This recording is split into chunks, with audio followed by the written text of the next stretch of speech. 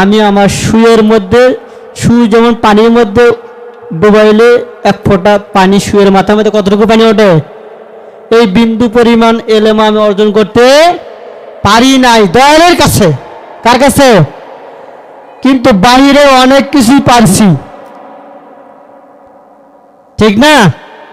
কারণ হলো এই এক ফোঁটা বিন্দু, বাইরে হলো এক ফোঁটা সিন্ধু, ঠিক না? কারণ এখানে তো আমরা বিন্দু, এখানে কি দয়ালের কাছে সবাই বিন্দু না? কিন্তু বাইরে গেলে কি এই দয়ালের এটা কি সিন্ধু। কারণ আমাদের কথায় দয়ালের এই দরবারে সুনাম আসবে না, আর আমাদের কথায় আবার দরবারে কি হবে, বদনামও। এটা খেয়াল রাখতে হবে। আলোচনা করছে ভালোই, যে জিনিসটা বুঝাইতে চাচ্ছে সূরা হাদীদের 3 নম্বর আয়াত মনে রাখবেন। সূরা হাদীদের কয় নম্বর আয়াত? হুয়াল আউয়ালু ওয়াল আখিরু ওয়াল যাহিরু ওয়াল বাতিন ওয়া হুয়া বিকুল্লি শাইইন আলিম। হুয়াল আউয়ালু, তিনি প্রথম। তিনি প্রথম বলতে কাকে বুঝাইছে?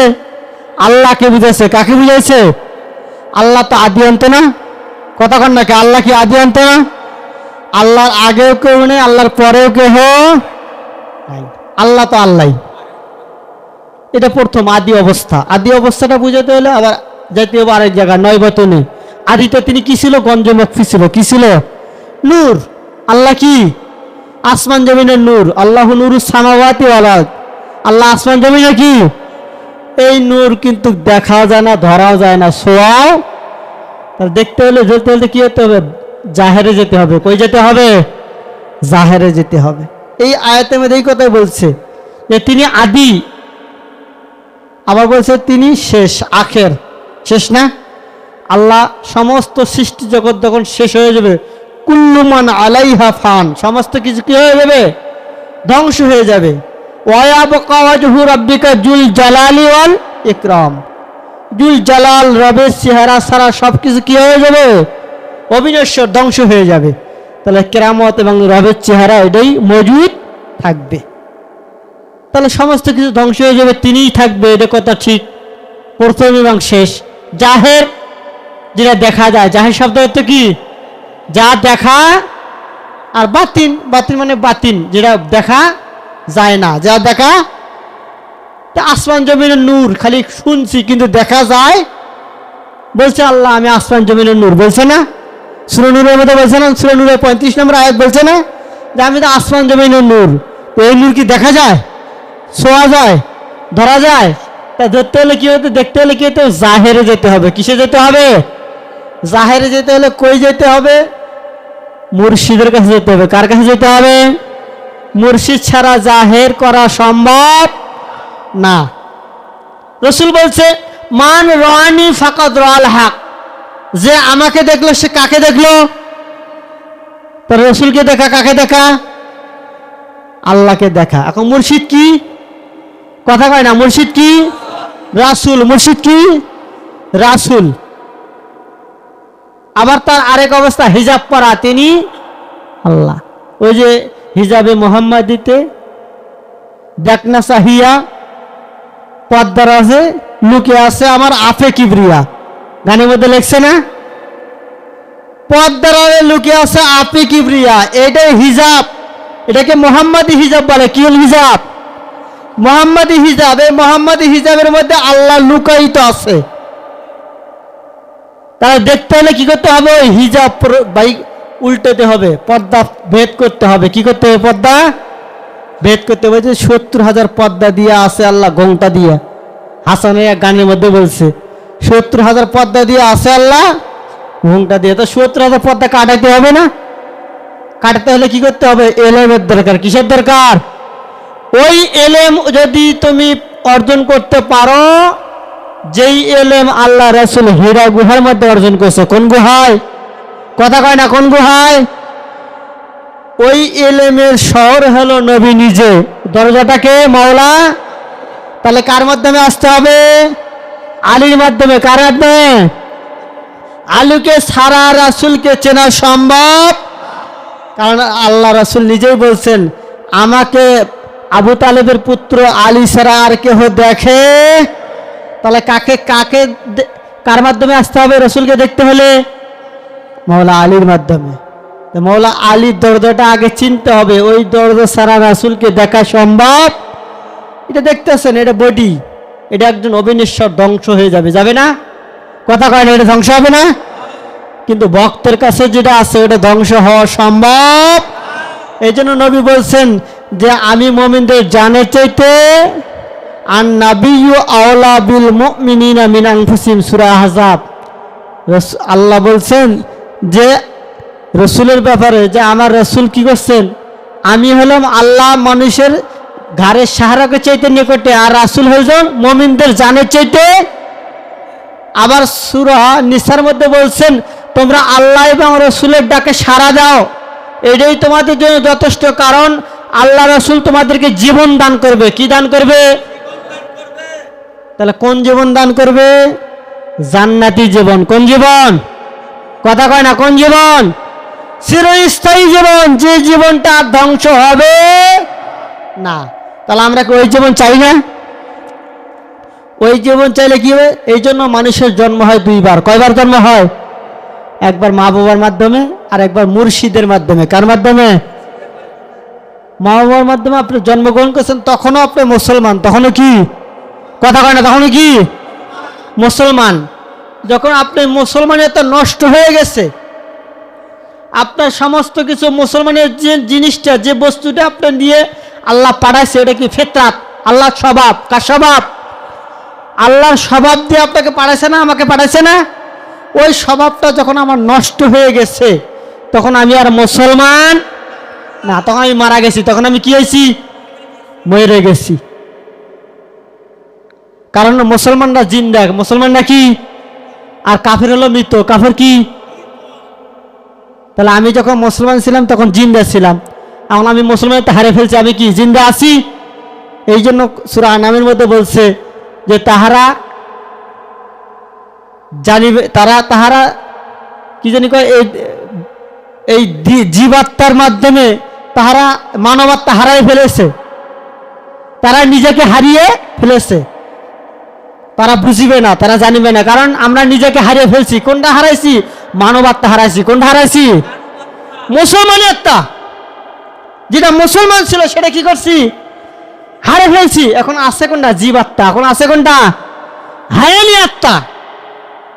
এই হায়ানি আত্মার গুণ খাসিয়াতে আমি এখন চলি ফিরি, কিন্তু আল্লাহর স্বভাবটা যে ছিল এটা আমার মধ্যে আর নাই। ওই স্বভাবটা যখন আপনি আবার ফিরে আনতে চান, তাহলে আপনি একজন গুরুর কাছে বায়াত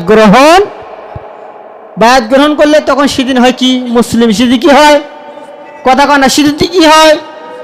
তাহলে আমি মা বাবার ঘরে জন্ম নিয়েছিলাম, তখনও কি ছিলাম? কথা বোঝার চেষ্টা করবেন। আমি মা বাবার ঘরে জন্ম নিয়েছি, তখন আমি কি ছিলাম? মুসলিম ছিলাম। কিন্তু 8 থেকে 10 বছর পরে আমি মুসলিমত্ব হারিয়ে ফেলছি। হারিয়ে ফেলানোর পরে আমার মানবতা শেষ। এই জন্য সূরা আনামের মধ্যে বলছে তারা বিশ্বাস করিবে না, নিজেকে হারিয়ে ফেলছে। কাকে হারিয়ে ফেলছে? নিজেকে হারিয়ে ফেলছে। মানে নিজেকে হারিয়ে ফেলছে মানে আমার এই মানবাত্মা, আমার জীবাত্মা মানবাত্মা হারিয়ে ফেলছি, আল্লাহর স্বভাবটা হারিয়ে ফেলছি। এখন আমি চলি ফিরি জীবাত্মার গুণ খাসিয়তে। কিসের গুণ খাসিয়তে? তাহলে এই জীবাত্মার গুণ খাসিয়তটা থাকলে সে হয় কাফের। সে হয় কি? এই কাফের মানে সে মৃত। কাফের মানে সে কি? মরা। এই মরা মানুষটা যখন আবার জিন্দা করতে চান, তখন আপনি আবার একজন পীরে কামেল মুর্শিদের কাছে কি করতে হবে? হাতে হাত দিয়ে বায়াত গ্রহণ করতে হবে। বায়াত গ্রহণ করলে আপনি কি হলেন? আবার মুসলিম হলেন। আবার কি হলেন? আমি মুসলিম হয়ে জন্মগ্রহণ করেছিলাম মা বাবার মাধ্যমে। কার মাধ্যমে? আবার আমি মুসলিম হয়ে জন্মগ্রহণ করলাম কার মাধ্যমে? মুর্শিদের মাধ্যমে। কার মাধ্যমে? এই জন্য মানুষের জন্ম কয়বার? 2 বার। বোঝার চেষ্টা করবেন। কারণ হলো আমার তো কাফেররা হলো মৃত, কোরআনে আছে কাফের মৃত, আর মুসলমান তারা হলো জিন্দা। আর কাফের হলো নাফাক, এই জন্য তাদেরকে মসজিদের কাছে যেতে নিষেধ করেছেন। সূরা তাওবার মধ্যে বলছেন যে তারা যেন মসজিদের কাছে যায় না, কারণ তারা নাফাক। তারা কি? এখন যারা বেয়ামরি দেন, এরা কি পাক না নাফাক? এরা এই জন্য এই মসজিদের কাছে আসতে পারে। বুঝছেননি এটা কোন মসজিদ? এই মসজিদের কাছে তারা আসতে পারে না, কারণ এই মাটির তৈরি মসজিদের মধ্যে যায় ঠুয়ালে কি কাজ হবে? ওই মসজিদ তো আসল মসজিদ না, ওই মসজিদ তো মানুষে বানাইছে। কে বানাইছে? আর এই মসজিদ কে বানাইছে? আল্লাহ নিজ হাতে বানাইছে।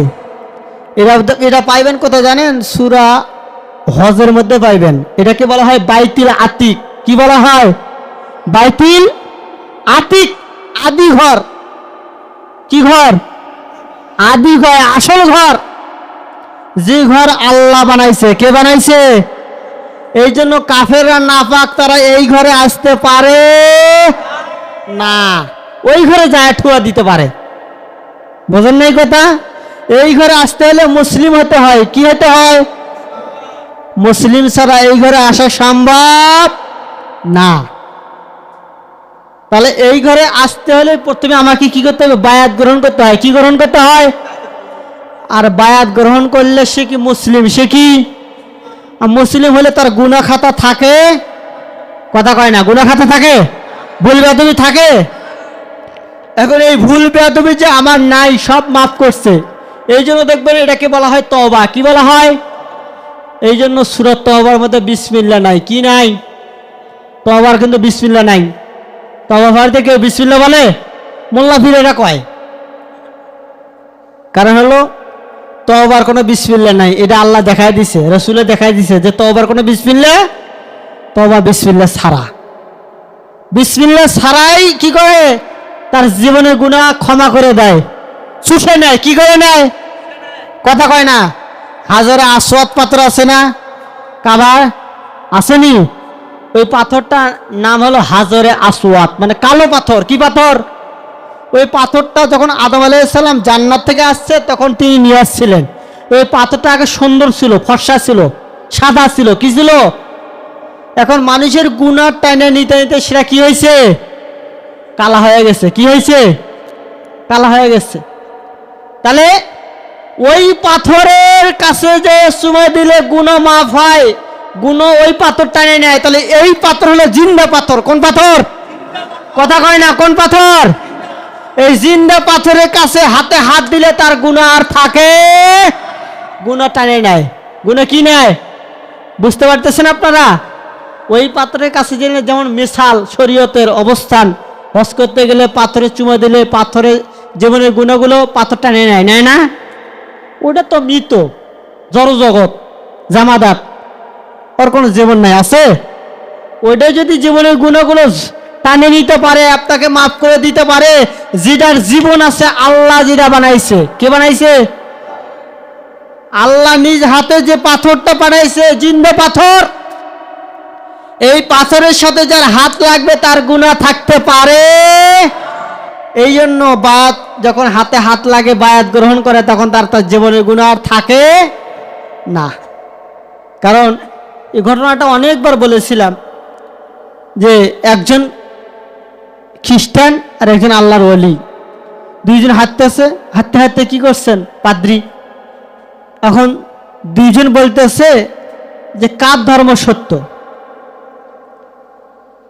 এখন বলতেছে যে এই করতেছে আমার ধর্ম সত্য, মুসলিম করতেছে না আমার ধর্ম সত্য। এটা বড় পীরের কেরামতের মধ্যে আছে, অন্য অলির মধ্যে কেরামতের মধ্যেও থাকতে পারে। তখন বলছে ঠিক আছে, তোমার ধর্ম যদি সত্য হয়, আমার ধর্ম যদি সত্য হয়, তাহলে দুইজনের হাত একখানে বাঁধা হোক। দুইজনের হাত একখানে বাঁধে কি হোক? পানি আগুনের মধ্যে দেওয়া হোক। কার মধ্যে? যার হাত আগুনে পড়া যাবে, বোঝা যাবে তার ধর্ম সত্য না। এখন দুইজনের হাত যখন একত্রে বাজে আগুনের মধ্যে দিছে, দুইজনের হাতে একজনও পড়ে নাই। আচ্ছা বলেন তো, এখন খ্রিস্টান ধর্ম কি সত্য? কথা কন না কে? মুসলমান ধর্ম সত্য না? তাহলে খ্রিস্টানের হাত পড়া যাওয়ার কথা না? এখন এলহাম আসছে। কি আসছে? এলহাম আসছে, হে বন্ধু, হে মাহবুব, যে হাতটা আমার মাহবুবের হাতের সাথে লেগেছে, ওই হাতে আমি কেমন করে আগুন লাগাই? আমার জুল জালাল ইজ্জতের মধ্যে দাগ পড়ে যায় যে আমার হাতে, বন্ধুর হাতের সাথে তো আমার হাত। কার হাত? কথা কয় না। বন্ধুর হাতের সাথে কার হাত? এই হাতের সাথে যার হাত সঙ্গে স্পষ্ট লেগেছে ওই হাতে আমি কেমন করে আগুন লাগাই? এখন তুমি তাকে আলাদা করে হাতে আগুন আলাদা দিতে কও, আগুনের মধ্যে আলাদা দিতে কও, আগে তার হাত দিতে কও, নাহলে তুমি দাও। এখন বললো তো তুমি আগে দাও বা পরে আমি দেই। তখন তো সে বুঝতে পারছে আমি দিলে তো আমার হাত পুড়ে যাবে না।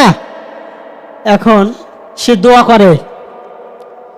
করে যে আল্লাহ এই মুহাম্মাদীর ধর্ম যদি সত্য হয়, কি কয়, এই মুহাম্মাদের ধর্ম যদি সত্য হয়, সেখানে বুঝতে পারছে খ্রিস্টান পাদ্রী, সে বলছে এই মুহাম্মাদীর ধর্ম যদি সত্য হয় তার ওসিলায় তুমি আমার হাতটাকে রক্ষা করো। এখন মনে মনে দোয়া করতেছে, কি দোয়া করতেছে? মুহাম্মদ ওসিলা, মানে আল্লাহর ওলি ওসিলা করতেছে। এখন ওলির কাছে তো আল্লাহ জানাই দিছে, বন্ধু সে আপনার ওসিলা করে আমার কাছে প্রার্থনা করতেছে, সুতরাং আমি তাকে ক্ষমা করে দিয়েছি। সে বুঝতে পেরেছে যে তার ধর্মটা সত্য না। এখন এই কথা যখন তার কাছে আসলো যে তোমার ধর্ম সত্য না, তোমার ধর্মে দোহাই না, যে তুমি আমার ধর্মে দোহাই দাও কেন? তুমি কেমনে জানলে? আল্লাহ আমাকে জানাই দিছে। কে জানাই দিছে? তাহলে আল্লাহর বন্ধুদের কে জানাই দেয়? কথা কয় না, কে জানাই দেয়? আল্লাহ জানাই দেয়। এখন এই কথা ভুল বুঝতে পারছে, নিজের ভুল কথা, আমাকে কি করে দাও? বায়াত গ্রহণ করায় দাও। বায়াত গ্রহণ করলেন, বায়াত গ্রহণ করার পরে বললেন তোমার এই হাতে যখন দুনিয়ার আগুন স্পর্শ করতে পারে নাই, জাহান্নামের আগুনে তোমার এই হাতে স্পর্শ করতে পারবে না। তাহলে আমরা সবাই বায়াত গ্রহণ করি নাই? বায়াত গ্রহণ করলে তাহলে আমাদেরকে আগুন স্পর্শ করতে পারবে? আমরা তো মুসলিম, আমরা কি মুসলিম? কারণ মুসলিমকে আগুন স্পর্শ করতে পারে?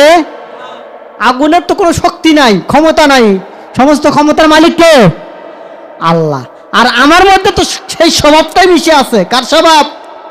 কথা কয় না, কার স্বভাব? আল্লাহর স্বভাব যদি আমার মধ্যে মিশে থাকে তাহলে আমার এই স্বভাবের মধ্যে আগুন লাগতে পারে? কারণ আগুন তো আমার হুকুমে চলবে। আগুন কার হুকুমে চলবে? আরো কিন্তু আছে, খাজা ওসমান হারুনি রাদিয়াল্লাহু তাআলা আনহু, তিনি তার কিছু ভক্ত নিয়ে সফরে গেছেন। এমন সময় কি হয়েছে, তাদের খিদে লাগছে, কিছু খানা পাক করবে, রান্না করবে। তার এক ভক্তকে পাঠাইছে কিছু দূর, কিছু মানুষ তার আগুনের পূজা করতেছে। কিসের পূজা করে? কথা কয় না, কিসের পূজা করে? আগুনের পূজা করে।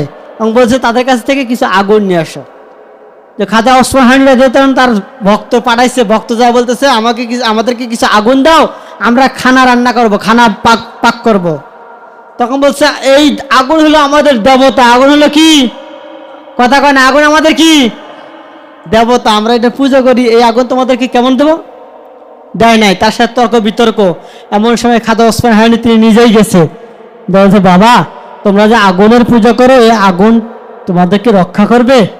তোমরা কি জানো আমরা যে দেবতার পূজা করি ওই দেবতা আমাদেরকে রক্ষা করবে? রক্ষা করবে না? কথা কয় না, কে রক্ষা করবে না?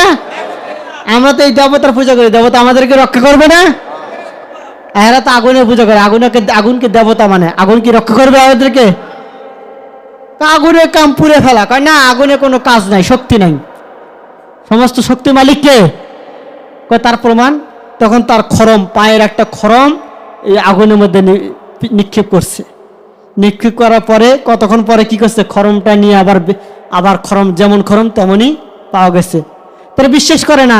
তখন কি করলেন, তাদের এই অগ্নি পূজার একটা সন্তান সাথে নিয়ে খাজা ওসমান হারুনি তিনি নিজে আগুনের মধ্যে ঢুকে গেছে। তখন এরা কি কয়, এই মুহাম্মাদি সে তো নিজে মারা গেল, আমাদের সন্তানটাকে মারলো। কারণ তাদের বিশ্বাস কি আগুন তো পুড়ে ফেলবে, ফেলবে না? কতক্ষণ পরে যখন খাজা ওসমান হারুনি সেই সন্তানটা নিয়ে আগুন থেকে বের হয়ে গেল, কয় বাবা তোমরা দেখছো আগুনে কোনো শক্তি আছে?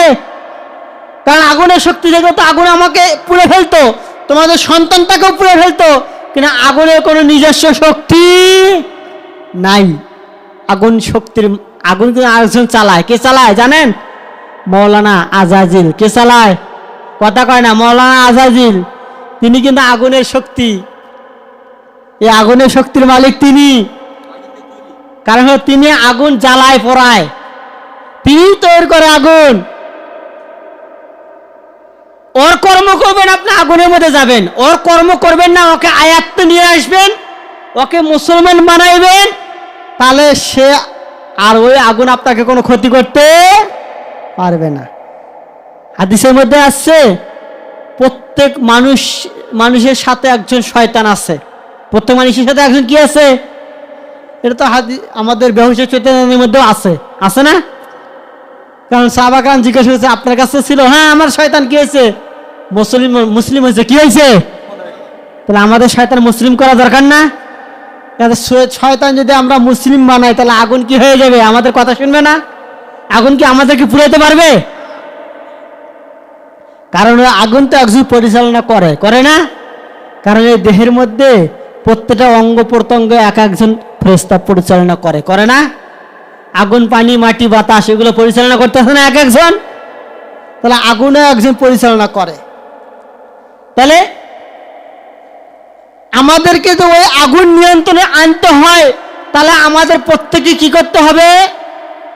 আল্লাহ জাহের, আল্লাহ কি কথা কয় না? আল্লাহ কি জাহের, সে আল্লাহকে দেখতে হবে। কাকে দেখতে হবে? ওই যে বরকতুল্লাহ ভাইয়ের কথাটা এটা নিয়ে আনলাম আর কি। তাহলে আল্লাহকে দেখতে হবে না আমাদেরকে? কারণ আমাদের সাধনা হলো আল্লাহকে দেখা। কাকে দেখা? আল্লাহর চোখ দিয়ে আল্লাহকে দেখতে হবে। ওই আইনাল বাড়িতে আল্লাহর চোখে আল্লাহ দেখে, বোঝে না তাওয়াহিক লোকে, আল্লাহর চোখে আল্লাহ দেখে। তাহলে এটা আমার চোখ না, এই চোখ গরু ছাগলের নাই? কথা কয় না? আছে না? যখন আমার দেহটা ফানা হবে, মারা যাবে, এই চোখটা কি আর দেখা যাবে? কে ওই চোখ কই গেল? কারণ এই চোখটা আমার না। এই চোখটা কার না? আমারে যদিও দিয়ে দিছে, নিয়ন্ত্রণে আছে আরেকজন। কে নিয়ন্ত্রণে আছে? যে নিয়ন্ত্রণে আছে তাকে আমাকে চিনতে হবে, তাহলেই আল্লাহকে দেখা যাবে। কারণ হলো আল্লাহকে দেখা যায়। ওরা তো বলছে সূরা হাদীদের 3 নম্বর আয়াতে বলছেন, তিনি আদি, তিনি অন্ত, তিনি বাতিন, তিনি জাহের। কারণ আল্লাহ প্রথম, এটা সবাই জানে না? আল্লাহ শেষ, এটাও সবাই জানে। আল্লাহ বাতিন মানে আল্লাহকে দেখা যায় না। এটা মুসলমানের কথা না। কার কথা না? এটা কাফেরের কথা। কার কথা? কথা কয় না। কার কথা? মুসলমানের কথা হলো আল্লাহকে দেখতে হবে, কারণ আমার স্বভাবের মধ্যেই তো আল্লাহ আছে। কথা কয় না? মুসলমান মানেই তো আল্লাহ দেখা, কারণ আমার এই স্বভাবের মধ্যে আল্লাহ ফেতরান মিশে আছে, বিজয় তো আমি মুসলিম। আমি দাবি করি কিসের বলে? আল্লাহর বলে, আল্লাহর স্বভাবের বলে আমি মুসলিম দাবি করি। তা আমার মধ্যে আল্লাহ আছে, ওই স্বভাবটা যদি আমি প্রস্ফুটিত করি, বিকাশিত করি, তাহলে তো আমি আল্লাহকে দেখতে পাবো না? এই জন্য বলছে তিনি কি জাহের। জাহের হলে তাকে, ওই যে আমি বললাম, তাকে দেখতে হলে যেতে হবে আল্লাহ আলিমুন, মৌলা আলীর মাধ্যমে। কার মাধ্যমে?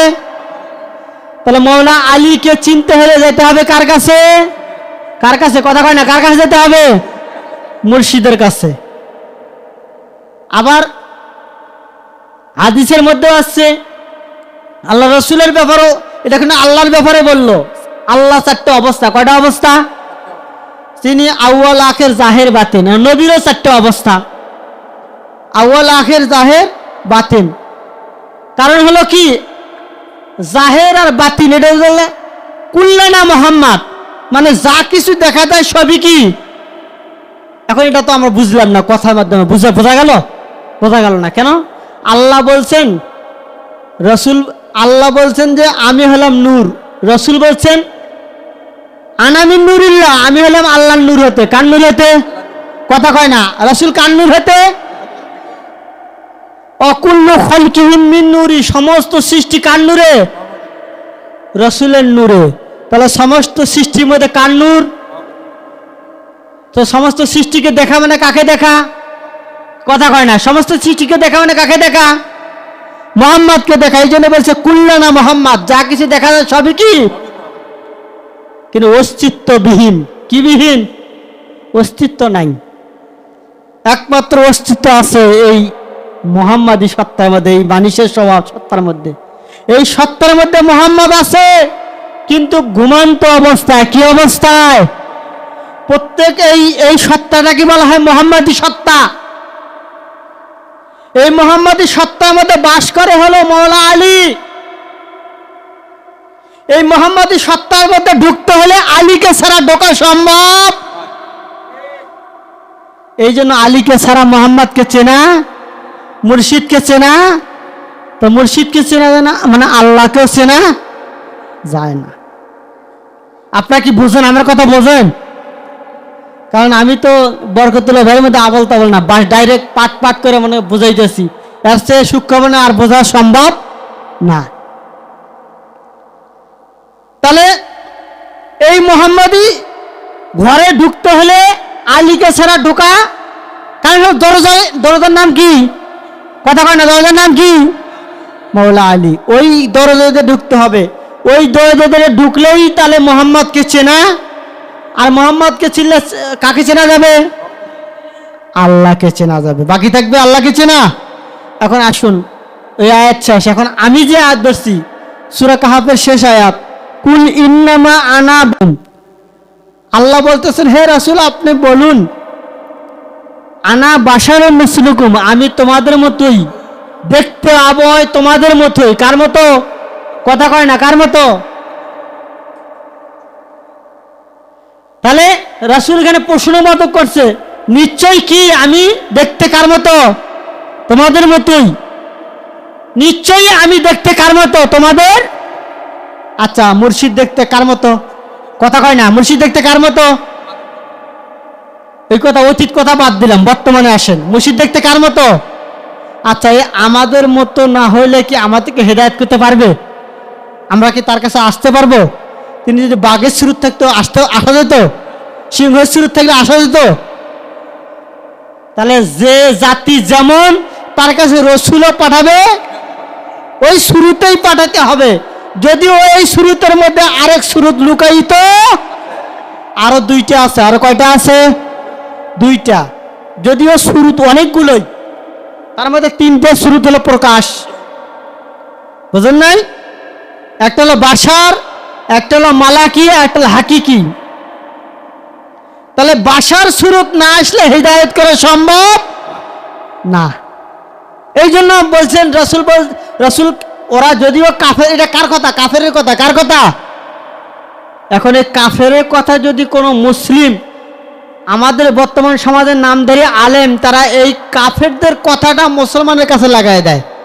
আচ্ছা, মুসলমান কাফেরদের জন্য যে আয়াতটা নাজিল হয়েছে ওই উদ্দেশ্যটা কাফেরদের জন্য। কাদের জন্য উদ্দেশ্য? কথা কয় না, কাদের জন্য উদ্দেশ্য? আচ্ছা, কাফেরদের উদ্দেশ্যটা যদি মুসলমানের কাছে নিয়ে যাওয়া হয় তাকে কি কয়? মুসলমানকে কাফের বানাইতেছে না? মুসলমানকে কি বানাইতেছে? তাহলে সে তো বোঝে না, অন্ধ। কারণ হলো যেটা কাফেরের উদ্দেশ্যে নাজিল হয়েছে ওইটা কাফেরের বেলায় প্রযোজ্য। কার বেলায়? মুসলিমের বেলা প্রযোজ্য না। আবার বলছে ইউহা ইলাইয়া আন্নামা ইলাহুকুম, আমার কাছে ওহী আসে। আমার কাছে কি আসে? কথা কয় না, আমার কাছে কি আসে? রসুলের কাছে ওহী আসে। আমার কাছে কি ওহী আসে? তাহলে আমি আর রসুল কি এক? যদিও দেখতে এক, কিন্তু আসলে কর্মক্ষেত্রে এক। রসুলের ছায়া ছিল না, আমার ছায়া আছে না নাই?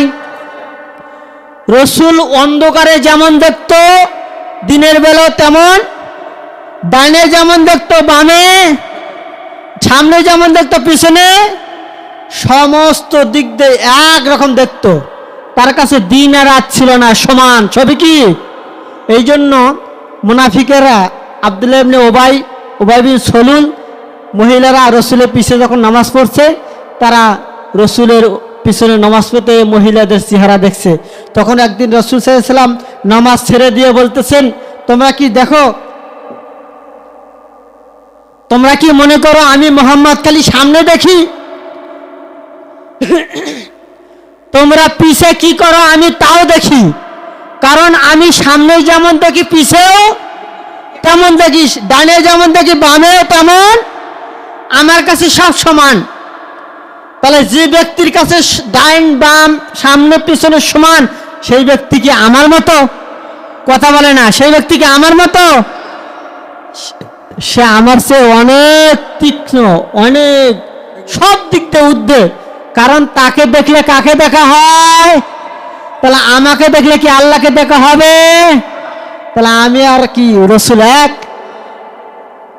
তারপরে বলছেন যে তোমরা যদি আমাকে দেখতে চাও, এই আয়াতটা অনেক বড়।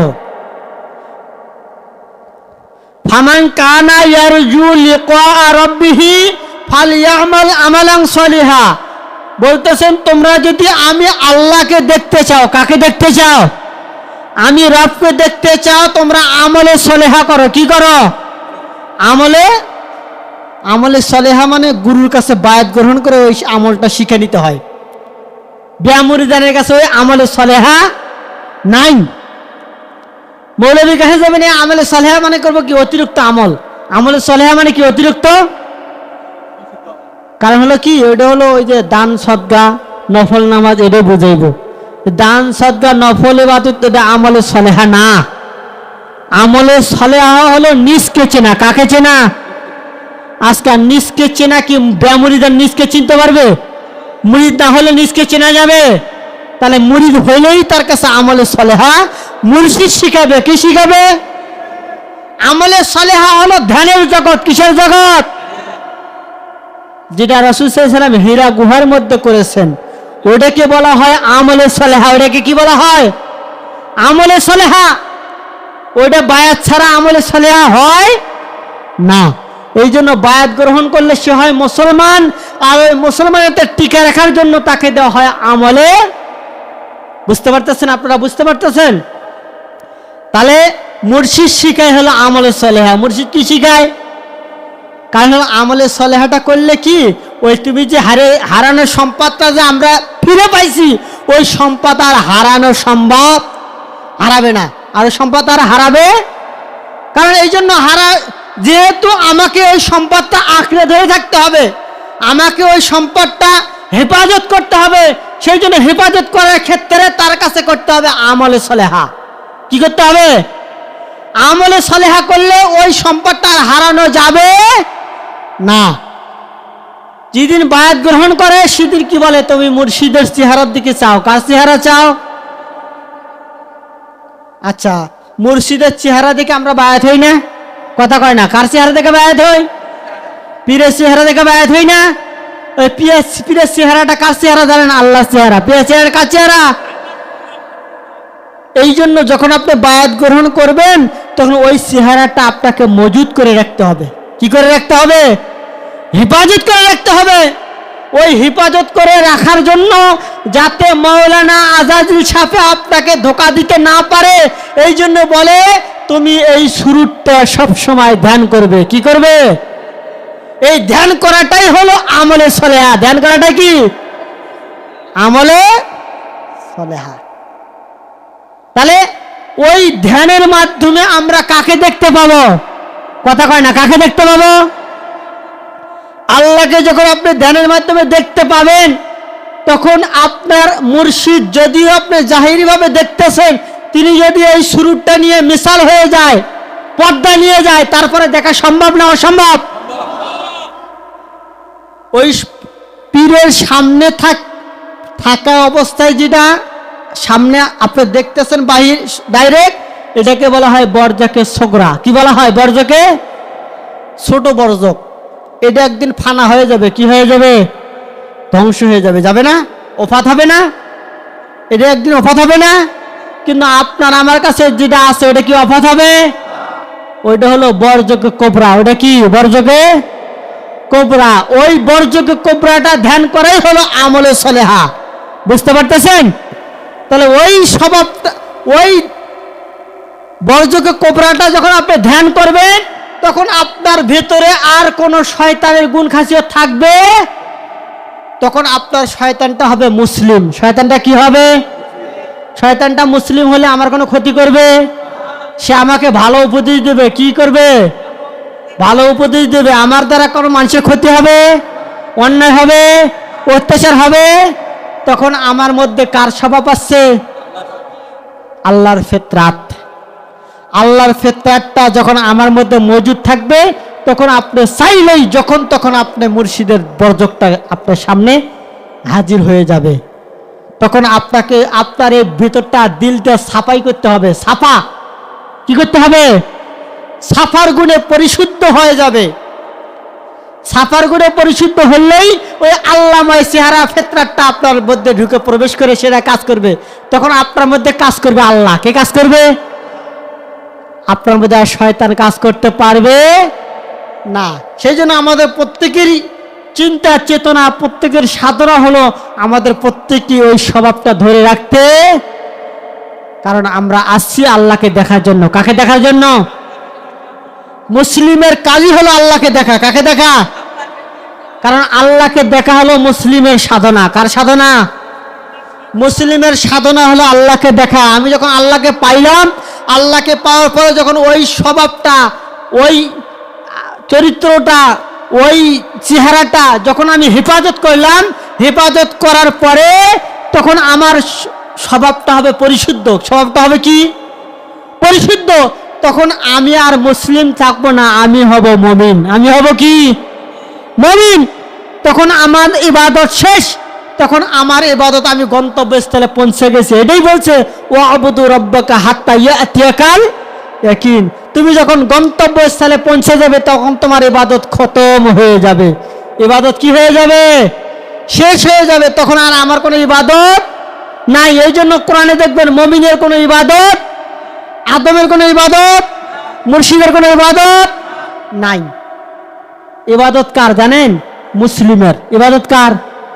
মুসলিমের। মুসলিমরা ইবাদত করে, মুসলিমরা কাজ করে। আর মুসলিমের ইবাদতটা কি ইবাদত জানেন? ওই যে একটা আয়াত বলে সূরা জারিয়ার মধ্যে, ওমা খলাকতুল জিন্না ওয়াল ইনসা ইল্লা লিয়াবুদুন। আমি জিন এবং ইনসানকে সৃষ্টি করেছি একমাত্র আমার ইবাদতের জন্য। কার ইবাদতের জন্য? আল্লাহর ইবাদতে বলছে। লিয়াবুদুন শব্দটা লিয়ারিফুন শব্দ থেকে আসছে। মনে রাখবে এটা। লিয়াবুদুন শব্দটা কি শব্দ থেকে আসছে? লিয়ারিফুন শব্দ থেকে আসছে। মানে তোমাকে চেনো। কাকে চেনো? নিজেকে চেনো। তাহলে আমাদের সাধনা, আমাদের ইবাদত হলো আল্লাহকে চেনা। কাকে চেনা? কারণ আমি নিজকে চিনলেই তো কাকে চেনা যাবে? রবকে চেনা হবে। নিজকে চিনলে কাকে চেনা হবে? রবকে চেনা হবে। এই জন্য লিয়াবুদুন শব্দটা লিয়ারিফুন শব্দ থেকে আসছে। লিয়ারিফুন শব্দ অর্থ হলো তুমি আল্লাহকে চেনো। কাকে চেনো? তাহলে মানুষের ইবাদত হলো কাকে চেনা? কথা কয় না, কাকে চেনা?